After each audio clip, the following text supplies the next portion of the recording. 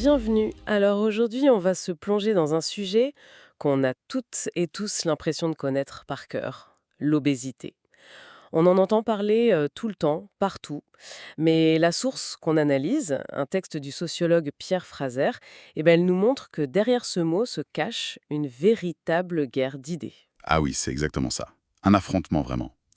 On a d'un côté le discours médical, très très dominant, qui nous parle d'une crise sanitaire mondiale, une épidémie, Oui, et de l'autre, des chercheurs en sciences sociales qui lèvent la main et qui disent « Attendez, pas si vite vous exagérez peut-être. ». C'est ça. Et peut-être pas de façon innocente. Notre mission pour cette analyse, c'est donc de décortiquer un peu ces deux camps, comprendre leurs arguments, leurs preuves, pour essayer d'y voir plus clair. Parce qu'au fond, la question est immense, hein. Qu'est-ce que ça veut dire être en bonne santé? C'est un débat fondamental. Il faut voir qu'on a deux logiques qui s'affrontent. D'abord, ce que le texte appelle le paradigme biomédical. Alors, paradigme biomédical, ça sonne un peu technique. En clair, ça veut dire quoi? C'est l'idée que la santé, ça se mesure, avec des chiffres, des données qu'on dit objectives. Le poids sur la balance, l'IMC. Exactement. La tension, le cholestérol. C'est une approche un peu mécanique. Le corps est vu comme une machine. D'accord. Et en face, on a une critique sociale qui dit « Attention, un être humain, c'est bien plus complexe qu'une machine. » Et c'est là que le combat commence. Parfait. Alors, commençons par le camp le plus. Le plus puissant, celui qu'on entend le plus. Qui sont les porte-paroles de cette vision de l'épidémie? Ce sont les voix de l'autorité. L'institution médicale, d'abord, mais aussi les grandes organisations de santé publique, et puis sur le terrain, les nutritionnistes, les kinésiologues. Leur message est vraiment martelé avec force. L'obésité, ce n'est pas juste un problème individuel, C'est une épidémie. c'est une épidémie. Le mot est fort quand même. Épidémie. On pense à des maladies infectieuses. Pourquoi utiliser un terme aussi alarmiste pour le poids? Sur quoi est-ce qu'il s'appuie? Ils s'appuient sur un corpus énorme d'études scientifiques qui, selon eux, vont toutes dans le même sens.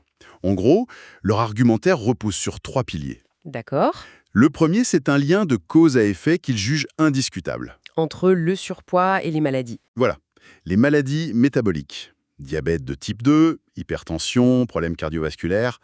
Pour eux, c'est simple. Plus le poids augmente, plus le risque grimpe en flèche.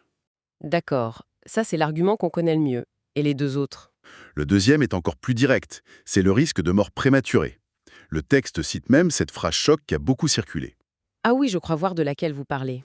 La génération actuelle d'enfants en surpoids pourrait être la première à avoir une espérance de vie plus courte que leurs parents. C'est une affirmation terrible. C'est vraiment fait pour marquer les esprits. Tout à fait. Et enfin, le troisième pilier, ce sont des effets plus généraux décrits comme débilitants sur la santé. Les problèmes d'articulation, l'apnée du sommeil, ce genre de choses? Exactement. Donc si je résume, on a un discours qui se veut très scientifique, très anxiogène aussi, et qui repose sur deux certitudes en fait. Un, trop de gras, c'est dangereux, et deux, il y en a de plus en plus partout. C'est ça. Ces deux affirmations sont devenues la base de tout. L'idée que la courbe de l'obésité ne fait que monter est présentée comme une fatalité. Un raz-de-marée. Un raz-de-marée, voilà, qui touche tout le monde, pays riches comme pays en développement. Et c'est cette dimension mondiale qui justifie le mot pandémie même parfois. Et face à ce diagnostic, quasi-apocalyptique, quelles sont les solutions qu'ils proposent? J'imagine qu'on parle de régime et de sport. Bien sûr, c'est la première étape. L'action individuelle est au cœur du message. On nous martèle ce mantra du mode de vie sain, Manger mieux, bouger plus. c'est ça. La responsabilité, dans cette logique, elle pèse d'abord sur l'individu. Mais le texte dit qu'il ne s'arrête pas là. Non, et c'est un point très important. Ils reconnaissent que la seule volonté individuelle, ça ne suffit pas. Alors ils interpellent les pouvoirs publics. Ils demandent des lois, des régulations. Par exemple, Par exemple, réguler ce qu'ils appellent les environnements obésogènes. c'est-à-dire les villes faites pour la voiture, le manque de parcs. Oui, et surtout, ils ciblent l'industrie agroalimentaire, la restauration rapide. Ils demandent des taxes, une meilleure information nutritionnelle. Le problème devient donc politique. D'accord, le message est très clair. C'est une crise grave, il faut agir sur l'individu et sur la société. C'est un discours qui se tient, qui est solide, et pourtant, le texte de Fraser nous dit qu'il y a une toute autre histoire. Oui, Qui sont ces voix qui osent dire « stop » vous allez trop vite. Ce sont principalement des chercheurs en sciences sociales, des sociologues, des juristes. Le texte cite des noms comme Glenn Gassé, Paul Campos, Éric Olivier. Et leur position, elle est radicale. C'est-à-dire Ils ne disent pas seulement que c'est un peu moins grave, ils affirment que le concept même d'épidémie d'obésité est une construction, une panique morale. une panique morale. L'accusation est très grave. Concrètement, qu'est-ce qu'ils reprochent aux données médicales? Bah, ils attaquent point par point. D'abord, l'idée d'une explosion du poids. Ils ne nient pas qu'il y a une augmentation, mais ils la qualifient de modeste. Juste modeste. Oui. Pour eux, les statistiques sont souvent présentées de manière à créer la panique, alors que la réalité serait une légère dérive vers le haut, pas un tsunami. Et pour l'espérance de vie, c'est quand même l'argument massu de l'autre camp. Et c'est leur contre-argument le plus puissant. Il faut remarquer une chose toute simple. Dans tous les pays industrialisés où le point moyen a augmenté, Oui. l'espérance de vie, elle, a continué d'augmenter aussi, Ah oui, en même temps. en même temps. C'est une contradiction flagrante avec l'idée que le surpoids nous tuerait massivement. C'est un point assez déstabilisant, en effet. Si c'était un fléau aussi mortel, on devrait voir l'espérance de vie chuter.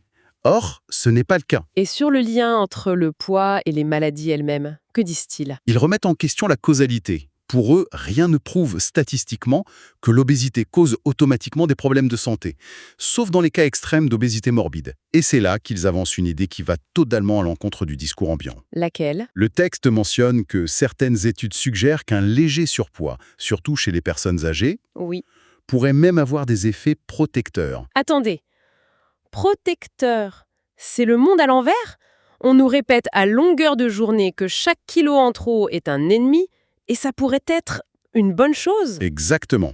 C'est le cœur de leur remise en question. Leur hypothèse, c'est que la graisse n'est peut-être pas la cause du problème. Mais plutôt, Un symptôme. Un marqueur visible d'autre chose. Peut-être que le vrai coupable, c'est la sédentarité, ou la mauvaise alimentation, ou le stress. Ces facteurs causeraient à la fois la prise de poids et les maladies, sans que le poids soit la cause directe. la nuance est fondamentale. Ouais, elle est énorme. Donc selon eux, on pourrait être en surpoids et en parfaite santé. C'est précisément l'idée. Ils insistent sur le fait que l'activité physique est un bien meilleur indicateur de santé que l'IMC. Une personne corpulente, mais active, qui mange bien, serait en meilleure santé qu'une personne mince, mais sédentaire. Ils rejettent l'idée d'un poids idéal en somme. Totalement. Ils défendent une vision où la santé peut exister dans une grande diversité de corps. Mais on voit bien autour de nous des gens qui souffrent de problèmes liés à leur poids. Nier l'épidémie, est-ce que ce n'est pas un peu dangereux? C'est une excellente question, et ils y répondent. Ils ne nient pas la souffrance. Ce qu'ils nient, c'est que le poids soit le bon coupable. Ils pointent même un autre danger, selon eux, l'obsession de la perte de poids, les régimes à répétition. L'effet yo-yo?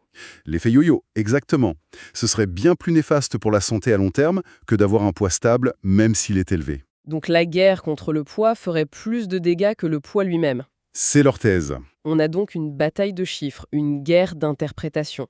Mais le texte de Fraser suggère que le débat n'est pas qu'une simple querelle de scientifiques. Non, on quitte le terrain de la science pure pour entrer dans celui des intentions. Et des intérêts. Voilà, le chercheur Éric Oliver, qui est cité, lance une accusation frontale.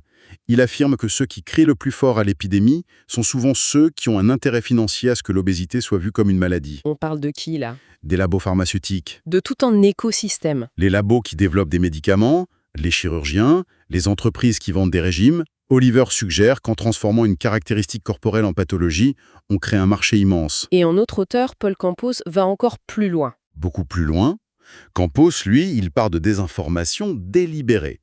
Il accuse ce qu'il appelle l'industrie de l'obésité, Qui inclut qui inclut une partie du corps médical, les industries pharmaceutiques et surtout la gigantesque industrie de la perte de poids. qui pèse des milliards. Des milliards, oui. Il les accuse de mentir sciemment au public, Mentir sur les rangs et les risques réels. sur les risques et sur l'efficacité des solutions qu'il propose. Mais pour lui, le plus grave n'est même pas là. C'est la conséquence humaine. C'est la conséquence humaine. En présentant l'obésité comme une maladie de la volonté, une sorte de péché, De paresse et de gourmandise. c'est ça. Ce discours stigmatise des millions de personnes. Il en fait de parias des citoyens de seconde zone. Pour lui, la guerre contre l'obésité est devenue en réalité une guerre contre les personnes obèses. C'est terrible. On ne parle plus de statistiques. Là, on parle de vies humaines, de discrimination. C'est exactement le point de Campos.